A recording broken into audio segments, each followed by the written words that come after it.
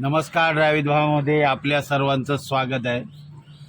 वाजायला आले 3. आत्ता आपण आलो मरीन ड्राईव्हवरून, वानखेडे स्टेडियमवरून.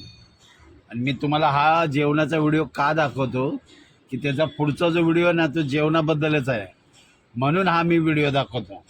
आता आपण सातारकडचे म्हणल्यानंतर भाजी बघा कशी आहे, स्पायसी आहे. आणि तुम्हाला अजून दाखवतो खाली बघा तेल कसं आहे. हे बघा इकडे तेल आहे, बरोबर का नाही. मी का दाखवते माहिती आहे का, पुढचा व्हिडिओ जो आहे ना तो आपल्या इकडचा आहे, जेवणावरूनच आहे. त्यामुळे मी दाखवलं. ही सातारकडची अशी ही कारल्याची भाजी आहे. आय लव करेला.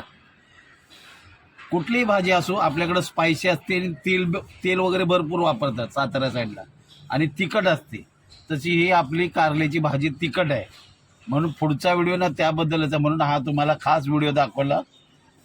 प्रयत्न एक दाखवण्याचा. आणि आपली ही चपाती बोलतात आपल्याकडं, ही थोडीशी छोटी आहे. याच्यापेक्षा मोठी चपाती आपल्याकडे असते साताऱ्याकडे. आमची आई मोठी लय बनवायची. आमची बहीण आहे ना, ती सुद्धा इतकी मोठी चपाती बनवते. एक चपाती खाल्लं ना की काम फत्त. पण पुढचा व्हिडिओ नक्की बघा, तो जेवणाविषयीच आहे.